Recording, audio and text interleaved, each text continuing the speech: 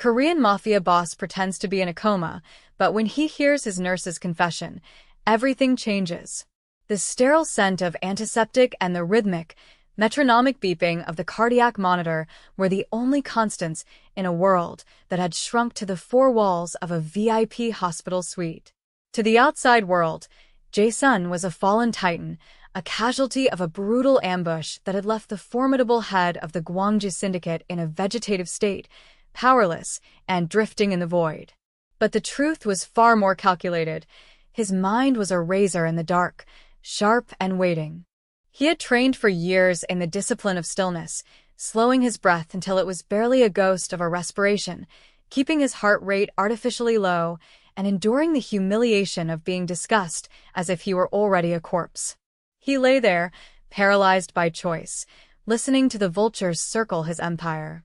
The suite was luxurious, filled with flowers he couldn't smell and cards he wouldn't read, but it was a prison nonetheless, monitored by cameras and guarded by men whose loyalty was currently up for auction. The door clicked open, the heavy sound of expensive Oxfords hitting the linoleum floor signaling the arrival of the very men he had once called brothers. Sang-woo, his second-in-command, entered with the arrogance of a man who had already tried on the crown and found it fitting. Accompanying him was Director Cho, the syndicate's legal counsel, a man whose voice dripped with a slippery cadence of corporate betrayal. Jae-sun kept his eyes closed, his chest rising and falling in the shallow, practiced rhythm of the comatose.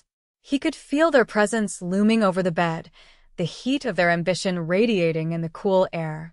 They spoke freely, stripped of the coded language they used in public, confident that the man in the bed was nothing more than a husk.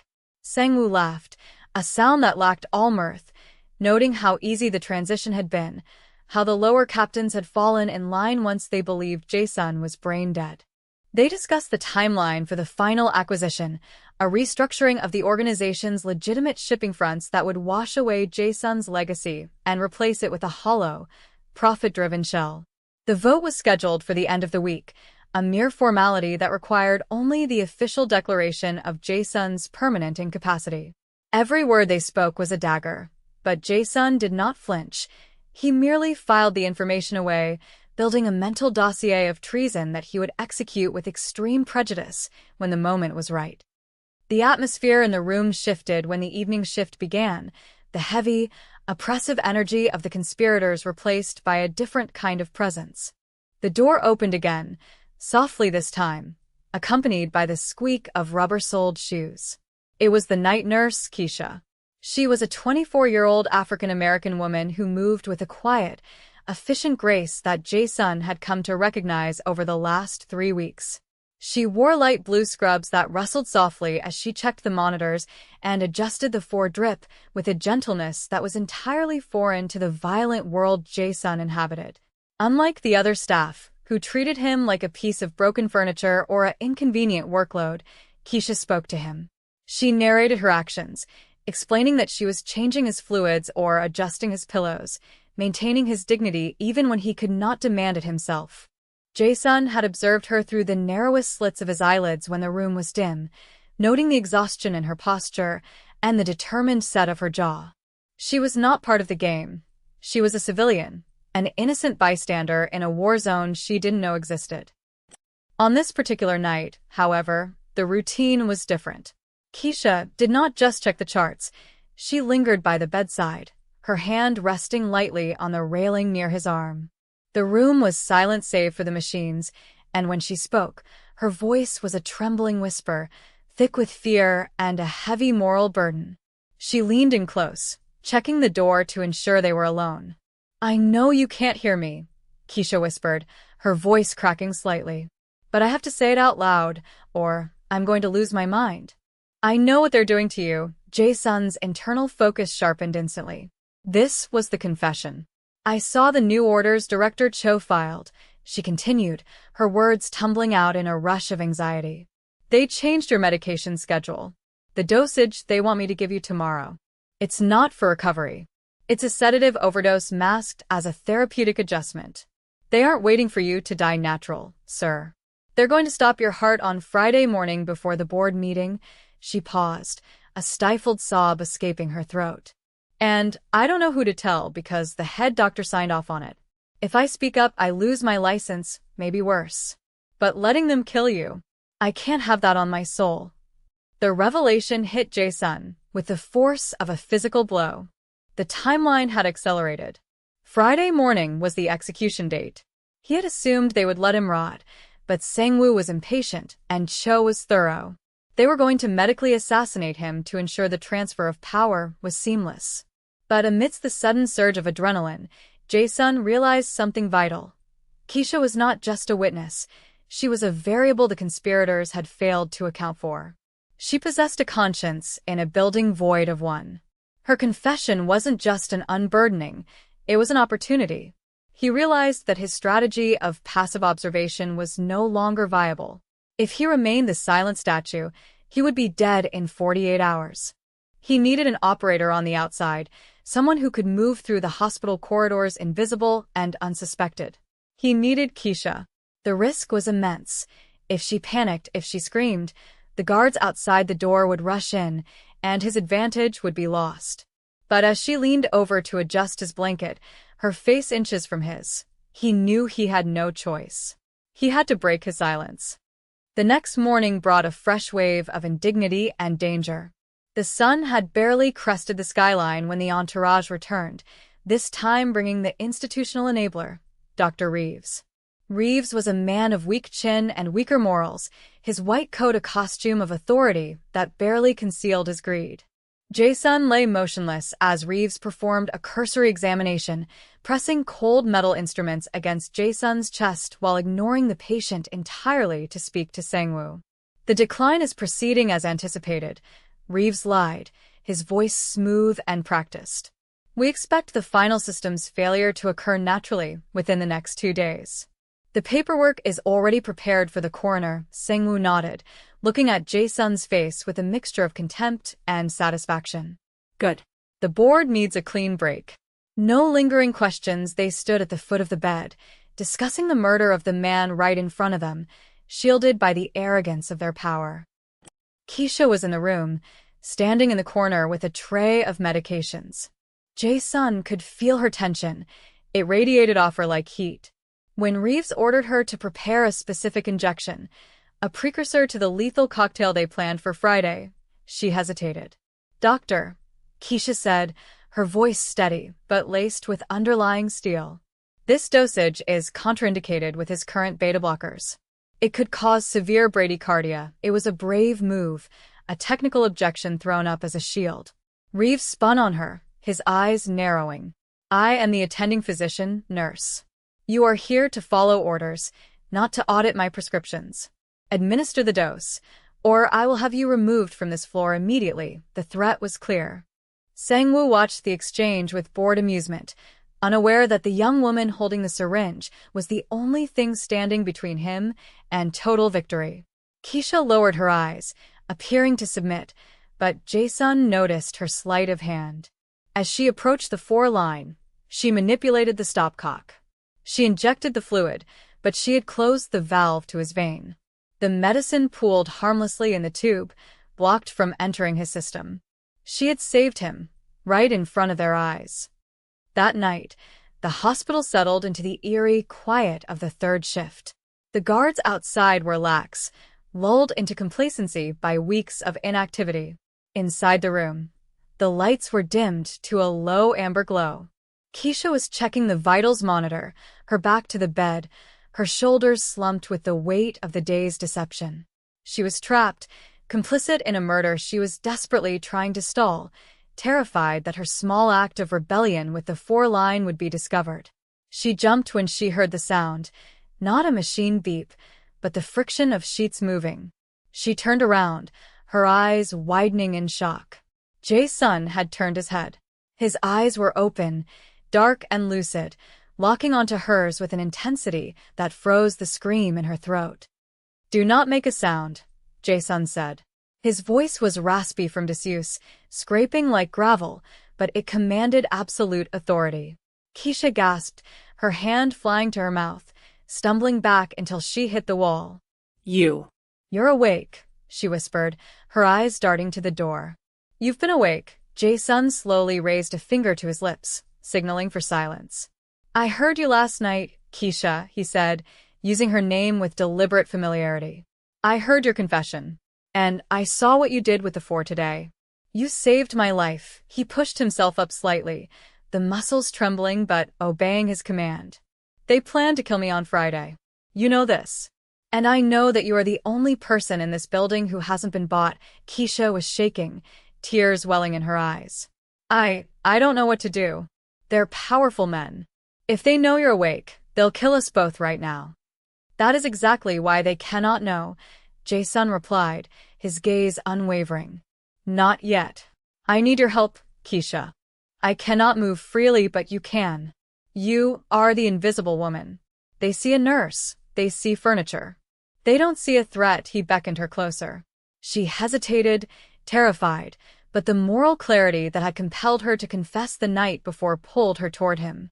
She approached the bed, her heart hammering against her ribs. What do you want me to do? She asked. Jae-sun's expression hardened into the look of a general surveying a battlefield. I need eyes and ears. I need proof. Director Cho carries a tablet. He records everything for leverage. Sang-woo uses a burner phone for the off-book orders.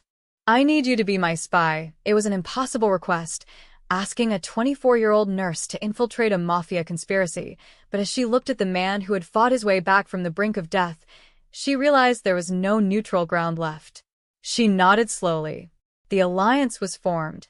The following day, the atmosphere in the VIP suite transformed from a waiting room for death into a covert operations center. The transformation was invisible to the naked eye. To anyone watching on the security feed, it looked like standard patient care. Keisha moved with her usual efficiency, but every action now had a dual purpose. When she changed the bedding, she whispered updates on the guard rotations. When she checked the IVs, she received instructions on what specific phrases to listen for. Jae-sun, though still physically weak, was mentally accelerating, guiding her through the treacherous waters of corporate espionage. He taught her how to look without turning her head, how to leave a recording app running on her phone while it sat innocuously on a medication cart. The first test of their partnership came just hours later. Director Cho arrived alone, pacing the room while on a call, his voice low and agitated. The offshore accounts need to be ready by Friday noon, he hissed into his phone. Once the flatline is confirmed, we transfer the assets immediately. I don't care about the encryption keys. We bypass them with the death certificate. Keisha was in the room, emptying the waste bin. Her heart thundered in her ears. Loud enough, she feared, to be picked up by the microphone. She had placed her phone on the counter behind Cho, the screen dark, but the recorder running. She moved slowly, fighting the urge to flee. Cho turned, his eyes sweeping over her dismissively before returning to the window. Yes, the nurse is irrelevant. Just get it done. He ended the call and left, leaving the phone behind on the counter for a split second before scooping it up, but he missed Keisha's phone. As soon as the door clicked shut, Keisha retrieved her device, her hands trembling so violently she almost dropped it. She rushed to the bedside, playing the audio back for Jae-sun. The quality was crisp. It was a smoking gun, a direct admission of premeditated murder and financial fraud. Jae-sun listened, a grim smile touching his lips for the first time. Perfect, he whispered. This is the first nail in their coffin, but the recording was only one piece of the puzzle. To dismantle them completely, he needed to know the full extent of the network. He needed to know who on the board had betrayed him. We have the method, Jae-sun said, his voice stronger now. Now we need the roster. Tonight, you need to get into the nurse's station computer. Access Dr. Reeves' private files. He documents his special consultations. That list will tell me who I need to destroy and who I can spare. Keisha looked at him, fear still present but now tempered by a rising sense of purpose. She wasn't just a nurse anymore. She was the right hand of the boss, and they were going to take back the kingdom. The hallway outside the nurse's station was bathed in the sickly, flickering fluorescent light that characterized the graveyard shift, a stark contrast to the shadowed intimacy of the VIP suite where a mafia boss and a nurse plotted a revolution. Keisha stood at the precipice of the corridor, her heart hammering a frantic rhythm against her ribs as she clutched a clipboard to her chest, using it as a shield against the creeping dread. It was 3 a.m., the dead hour, the time when human error was most likely and when the hospital's skeletons were buried in digital graves. Jae-sun had been precise in his instructions, his mind dissecting the hospital's security protocols with the same ruthless efficiency he used to dismantle rival gangs. He needed the ledger, Dr. Reeves' private consultation log, which Jae-sun suspected was a thinly veiled record of bribes and illicit prescriptions. Keisha approached the main terminal, her hands trembling as she reached for the keyboard. The login screen blinked at her, a blue cursor pulsing like a taunt. Earlier that day, under the guise of organizing Reeves' desk, she had placed a piece of clear tape over his keyboard, later dusting it with crushed chalk from the supply closet to see which keys were pressed, a trick Jae-sun had whispered to her from his bed. The pattern suggested a date. She typed it in.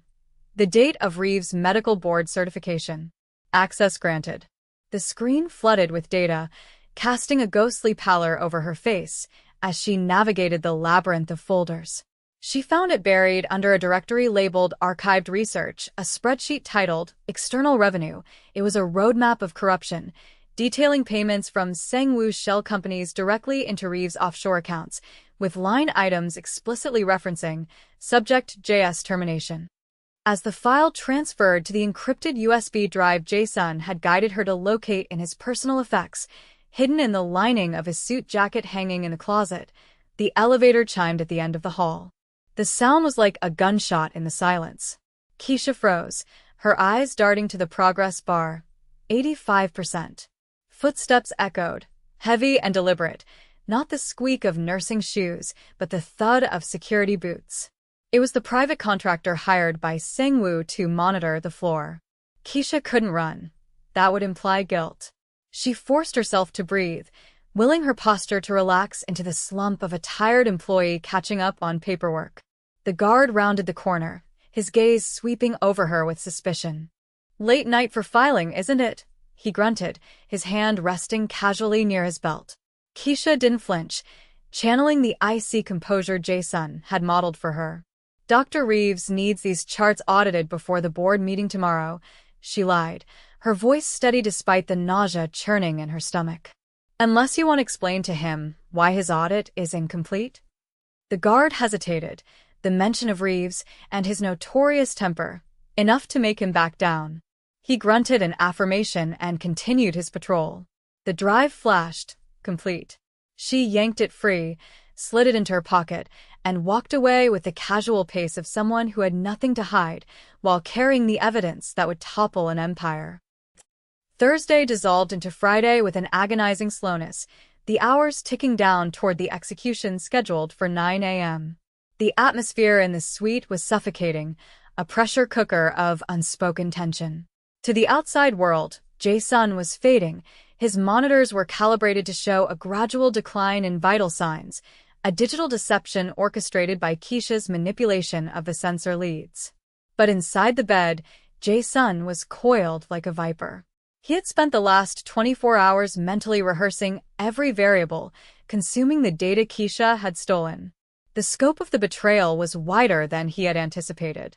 It wasn't just a coup, it was a liquidation. Sangwoo had arranged to sell the syndicate's shipping routes to a Russian conglomerate immediately upon Jae-sun's death, a deal that would flood the streets with product Jae-sun had strictly forbidden. The moral stakes had shifted. This was no longer just about his survival, but about preventing a chaotic flood of violence that would engulf the city. Keisha moved around the room, performing her final checks, but her eyes were red-rimmed from lack of sleep. They had made contact with the one external variable Jae-sun could trust, Attorney Kong, a man of archaic honor who had been pushed out by Director Cho but never fired. Through a burner email accessed on the hospital Wi-Fi, they had sent the encrypted files. The reply had been a single word. Received now. They just had to survive the morning. "You have to leave the room when they come," Jae-sun whispered during her morning rounds, his voice barely audible over the hum of the HVAC. "If things go wrong, I do not want you in the crossfire." Keisha shook her head, adjusting his blanket with fierce determination. No. I'm the nurse. I have to be here to administer the final dose if I leave. Reeves does it himself, and he won't hesitate. I'm staying. It was a defiance that Jae-sun respected, a sign that the civilian had forged herself into a soldier in the span of 3 days. He didn't argue. He simply closed his eyes as the heavy oak doors swung open. The air in the room changed instantly, soured by the arrival of Sang-woo, Director Cho, and Dr. Reeves. They wore dark suits, dressed for a funeral they were eager to attend. There was no pretense of sorrow today, only the impatient energy of men checking a box on a to-do list. Time of death will be recorded as 9:15 a.m., Reeves stated clinically, opening a silver case on the rolling table. He withdrew a syringe filled with a clear, viscous liquid, potassium chloride, enough to stop a heart instantly. Heart failure secondary to trauma complications. Clean. Simple, Sang-woo stood at the foot of the bed, staring at the man who had been his mentor, his face devoid of anything but greed. Do it, Sang-woo commanded. The buyers are waiting. The moment stretched, elastic and terrifying. Dr. Reeves stepped forward, the needle glinting under the harsh overhead lights. Keisha stood by the monitor, her hands clasped so tightly her knuckles were white, waiting for the signal. Reeves swabbed the injection port on the foreline, the smell of alcohol sharp and stinging. Goodbye, boss, Sang-woo muttered, checking his watch. As Reeves' thumb depressed the plunger, ready to push the lethal dose into the line, the rhythm of the heart monitor did not slow. It accelerated. A steady, powerful thumping filled the room, faster and stronger than a dying man's heart should ever be. Reeves paused, confused, looking up at the screen. In that split second of hesitation, the hand that had lain motionless for weeks shot up. Jae-sun's fingers clamped around Reeves' wrist with the crushing force of a hydraulic press. The doctor yelped, dropping the syringe, which clattered loudly onto the linoleum. The room froze. Sang-woo took a step back, his face draining of color. Jae-sun slowly opened his eyes, and the fog of the coma was gone, replaced by a burning, terrifying clarity. He sat up, the movement fluid and controlled, ignoring the wires that pulled at his chest. He didn't look at the doctor wincing in his grip. His eyes were locked on his second-in-command. You are always impatient, Sang-woo, Jae-sun said, his voice rough but booming, filling the silence with command. And you, Cho, were always sloppy. The shock in the room was palpable, a physical force that pinned the conspirators to the floor. He's awake, Cho stammered, backing toward the door. Guard. Get the guard. But the door didn't open for his mercenaries. It opened for Attorney Kong, flanked by 4 officers from the Internal Investigations Unit and the Chief of Police himself. The tableau was complete. Jae-sun released Reeves, shoving him backward into the medical cart with a crash. There is no need for guards, Jae-sun continued, swinging his legs over the side of the bed. The police have the recording of you ordering my murder, Cho. And they have the bank records you thought were secure. He pointed to Keisha, who stepped forward, no longer the terrified nurse, but the witness for the prosecution. She handed a tablet to the chief of police, who tapped the screen. Ko's voice, clear and undeniable, filled the room from the recording days prior. Once the flatline is confirmed, we transfer the assets immediately. The color drained from Sang-woo's face as he realized the depth of the trap. He wasn't watching a man die, he was watching his own life end. The unraveling was swift and brutal, not in violence, but in the cold machinery of justice. There was no shootout, no desperate struggle. Jae-sun had ensured that their power was stripped before they could reach for a weapon. The officers moved in, cuffing Dr. Reeves first, who began to weep and babble about being coerced. Director Cho maintained a stony silence, the lawyer in him already calculating odds that no longer existed. But it was the interaction between Jae-sun and Sang-woo that held the room's oxygen. The betrayed mentor stood before the usurper, looking down at him with a disappointment that cut deeper than any knife. You wanted the crown, Jae-sun said quietly, but you didn't want the weight. You thought leadership was about profit. It is about people. Sang-woo looked at the floor, unable to meet the gaze of the man he had tried to kill. It was just business, he whispered, a pathetic epitaph for his ambition. No, Jae-sun corrected him, glancing at Keisha, who stood tall by the window. It was a test. And you failed. As they were led away, the hospital room felt suddenly spacious, the oppressive air of conspiracy vented out, leaving only the sterile, clean scent of a new beginning. Jae-sun turned to Keisha. He didn't offer a handshake. He offered a bow, deep and respectful, acknowledging that the hierarchy had been irrelevant in the face of her courage. You saved more than my life today, he told her. You saved the soul of this organization. 6 months later, the skyline of the city gleamed under a bright autumn sun, a visual echo of the clarity that had been restored to the Gwangju Syndicate. The organization had been purged, the criminal elements excised, and the legitimate shipping logistics expanded into a transparent, lawful enterprise. Jae-sun sat in his office, not a shadowy den of smoke and whispers, but a glass-walled room overlooking the harbor. He looked different, older, perhaps, with silver threading his hair, but lighter. He signed the final papers for the Keisha Williams Medical Scholarship Foundation, a massive endowment designed to fund nursing and medical degrees for underprivileged students. Across the city, Keisha walked out of the medical school admissions office, a letter of acceptance in her hand. She wasn't just a survivor of the incident, she was its greatest victory.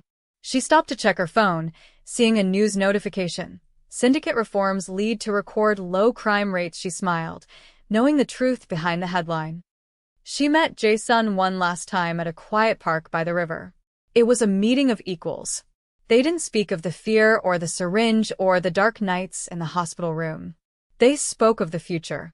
You have a long road ahead, Doctor, Jae-sun said, using the title she had not yet earned but surely would. And you have a lot of cleaning up left to do, she replied, gesturing to the city. The network Cho used, she added, her tone turning serious. The money didn't stop with him. I saw the last page of the ledger before I gave it to the police. There were transfers to a consortium in Zurich. Cho was just a middleman. Jae-sun nodded, his expression darkening slightly, the warrior re-emerging behind the CEO's mask. I know. We cut off the head of the snake, but the body is still moving in the tall grass. That is a battle for tomorrow. He looked at her, his eyes filled with a gratitude that words could not capture. But today, he said, we enjoy the peace we bought. As Keisha walked away into the sunlight, and Jae-sun turned back toward the city that was both his kingdom and his burden, the camera lingered on the space between them, a bond forged in silence, proving that even in the darkest corridors of power, the truth has a sound of its own.